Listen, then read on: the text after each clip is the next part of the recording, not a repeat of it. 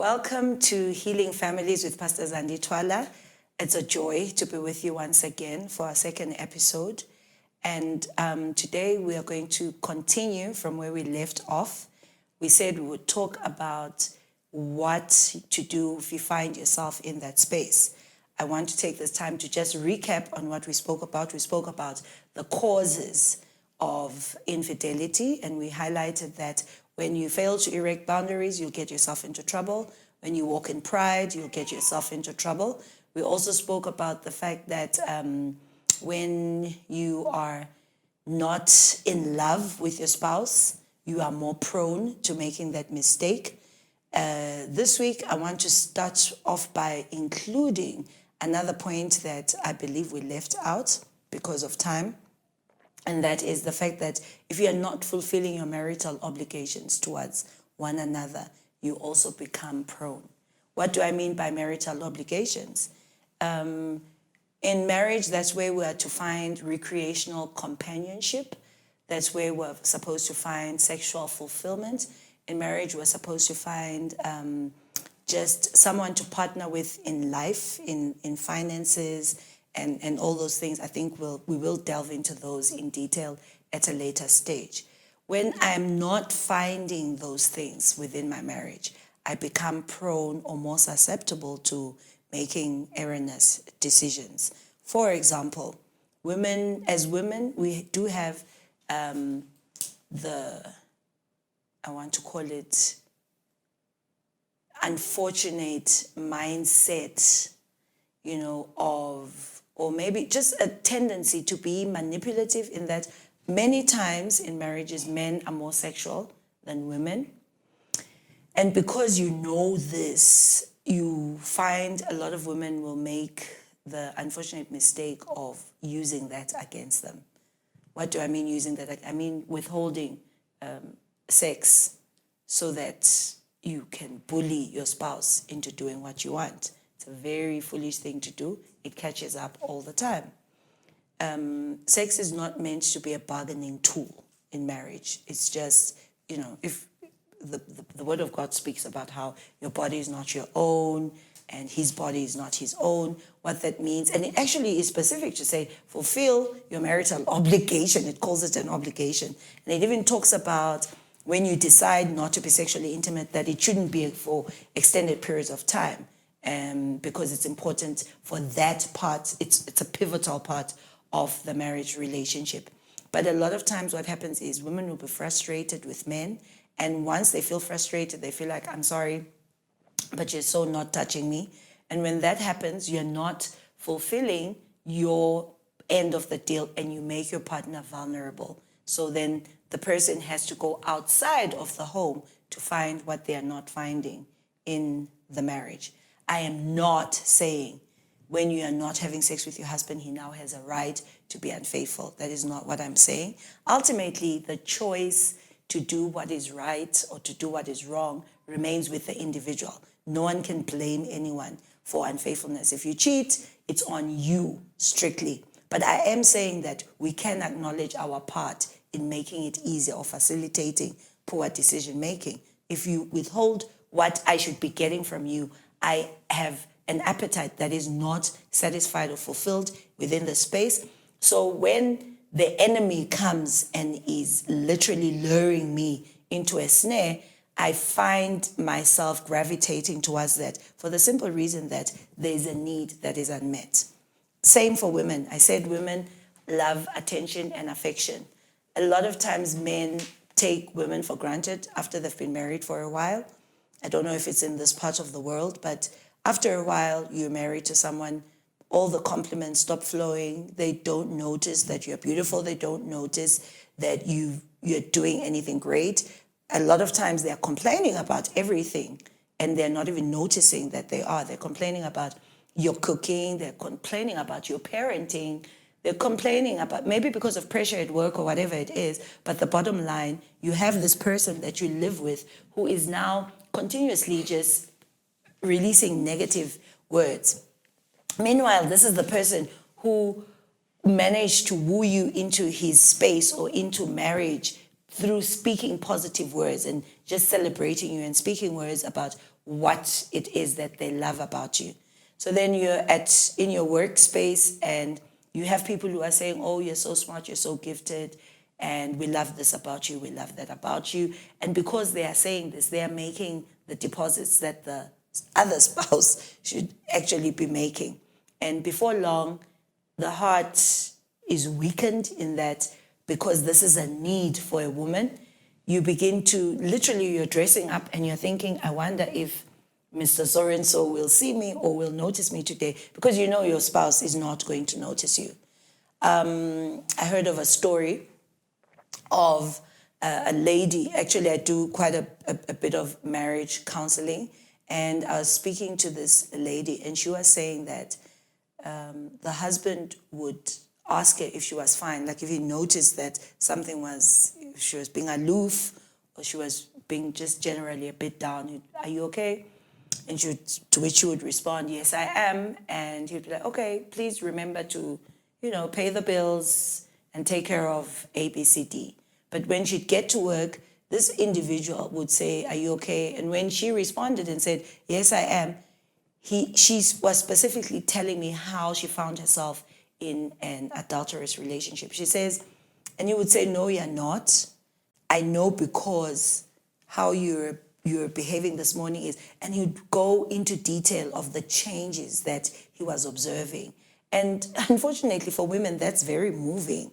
It's very moving. You have a husband who's ready to he's asking you if you're okay because he's getting rid of you, It's a formality. He's not really interested. The minute you say, yeah, I'm fine, he's not pursuing you anymore, And then you're at work and someone is saying, no. Normally when you come to work, this is what you do. But today I noticed that this, and for whatever reason, that's something that moved her. And once her heart was moved like that, her affection began to be drawn towards this other person, and the rest is history. So when you are failing to erect boundaries, it means you are not fulfilling your you're not doing what you should be doing.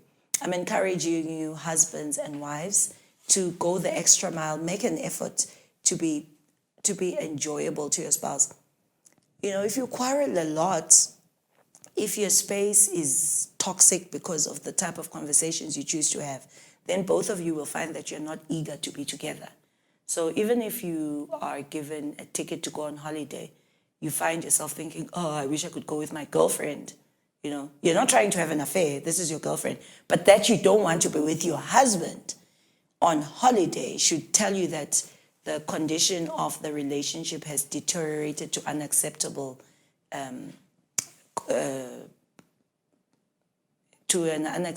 place. It has deteriorated. You need to acknowledge that, and you need to start working towards coming back into that marriage and healing that marriage. Now, I said, what do you do when you discover that your affection for someone else who is not your spouse has started to grow? This is something that happens ever so easily, and it's so subtle. You're not out there trying. I said this even in our last episode, that no one gets married with the intention of, at least no healthy person. You need to be a broken person to be getting married, knowing very well that you are going to be unfaithful. Most people get married with the mindset, oh, I want to please this person. I want to live happily ever after. I want to get things right. And I'm anticipating that, that my spouse wants the same. But the reason that they find themselves doing that is because if you have not erected boundaries and this person has been making deposits, then obviously you start to feel a certain type of way. Or there are so many extenuating circumstances that can lead you to that place. This is what I want to say. How do you deal with that once you find yourself in that situation? When a relationship is healthy between you and your spouse is your partner in this marriage. They are the person, they're not the enemy. They're the one that you're working with to keep the relationship healthy. Both of you are fighting to have a healthy marriage and to live in a healthy home.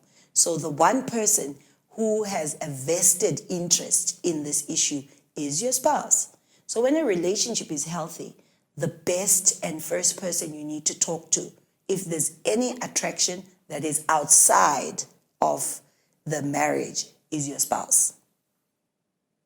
I know that we live in a society that has so compromised, the standards to where there's just so much that is negative and that is wrong that we've normalized. It's so there, we think that it's normal, So the first thing I'm thinking is, I would never tell my spouse, no matter what. But this person is the person that you stand back to back with. So if you're standing back to back with someone, it simply means that the person has a view of an angle that you can't see. And it's the same for you. You can see what they can't see. So you shield each other. You protect each other. In the church setting, for instance, assuming I feel like the lines are becoming blurry between me and the assistant pastor in the church because I do pastoral work. If I don't reveal that to my husband at once, I put the marriage in even more danger, because if my husband is not aware, he cannot help me. In fact, he might actually be the one who's forcing me into those spaces because he's not aware. So, love, I need you to take me where, to drive me where. No, and ask Pastor so-and-so, assistant pastor so-and-so. He has no idea that he's throwing me to the wolves when he does that, because I haven't declared, I wasn't honest. So a healthy relationship is actually built on honesty. Unfortunately, there are many other pillars that need to be intact in order for that to happen. For instance, you cannot be a bully, you cannot be someone who speaks to intimidate, you cannot be someone who manipulates or uses the information that you've been given against the person at a later stage, because then the person won't trust you. They'll feel like, if I tell you this, then you'll use it against me. You pull it out, and say, yeah, I can imagine that you would do that. Right, you're already attracted to other men. And if you're irresponsible like that, then your spouse is never going to have the confidence to approach you. But when there's absolute honesty in a relationship, and when a relationship is healthy, the first person that you speak to, as soon as you realize that something has gone off, is your spouse. You go to your spouse, you confess to your spouse, you tell your spouse, look, I'm not sure what's going on between me and that guy that I work with, but when you went to buy lunch the other day for everyone, he bought me something different from everyone else. And strangely enough, I found that moved me. I found, for whatever reason, I found that moved me. If you are in a healthy relationship, at least you've alerted your spouse to the fact that there's something there that he needs to. Sometimes I know a couple that's been married almost as long as us. I think they've been married 25 years. And they went through a situation like that. And actually, this lady friend of mine was feeling some type of way about a gym instructor, and because he was just paying so much attention and yada yada. And sure enough, she had a healthy enough relationship to tell her husband that, you know what, I'm struggling right now. This guy's been giving me attention, but for whatever reason, right now it's making a difference, and I don't know. It's better to actually be talking about that instead of waiting until you're having an adulterous relationship and then you're found out, and then you're like, yeah, the thing started 4 months ago when, you're too late. We can't save it. We can't salvage it now. You could have declared it before you acted on it, and that's in good faith. Chances of us working together to fix it are much higher and more likely. So this lady says to me, after I said that to my husband, I was waiting for him to react. I was waiting for him to tell me I can't go to that gym anymore. I didn't know what he would do, but I knew that I couldn't keep it from him because I could feel my emotions just starting to go left, when your heart is going where you didn't choose. And I felt like the only person who has a vested interest like me in this marriage is my husband. So I trusted him with that information. And I promise you, second to my husband, this guy remains one of the best people I know because of how he chose to handle that. He literally started to court his wife afresh. And this was years into their marriage. He literally put himself in a place where he was now directly competing with this other gym instructor, and he's a gym instructor. So he probably looks like a gym instructor, and he looks nothing like a gym instructor. But he started to court his wife. He started to do all these things. He was taking her on dates. He went the extra mile. It was almost like they were not even married. And he won her affections and her passion and her loyalty back, not by yelling at her, trying to bite her head off. I'm not obviously saying that that's how everyone is supposed to react, but I am saying that marriage is intact, and they're not just cohabiting, they are thriving. You just need to be breathing to be able to see that these people are madly in love. What did he do? He fought for his wife. He fought alongside her. He didn't fight his wife. He fought with her for the marriage. And it really, really helped the marriage to stand even stronger. She shares the story every time she gets an opportunity. It's like, my husband shocked me. He went out of his way, to restore our marriage. So one of the first things that I advise couples to do, develop your relationship to where you can trust your husband, you can trust your wife with that information. My husband knows that if he were ever to get into trouble with a female, the first person he could come to is me, because I've told him as much. I've said, I'm on your side, and what that looks like. He knows what being on his side looks like. It looks like I'm just on your side. Should you ever find yourself in trouble, I'll fight on your side. I'll fight with you. I will not fight you. So I would never attack my husband for his infidelity or whatever. I would be confused if he told me after the act. I'd be totally, stunned. I'm not exactly sure what our future would look like. I do know I wouldn't leave him, because it's a choice, again, that I consciously made. So it's a decision that I've made already to always fight for my marriage, my relationship. That helps, because I'm prepared before anything happens.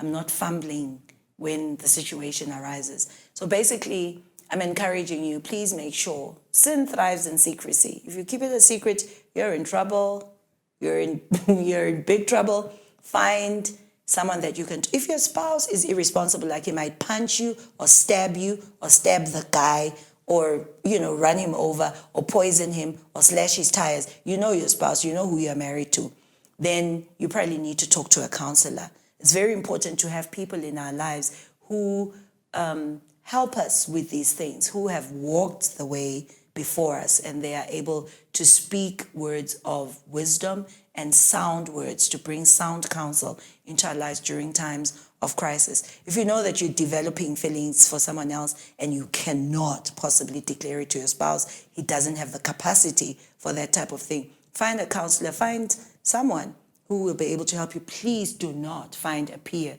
who is struggling in the same area, because misery loves company.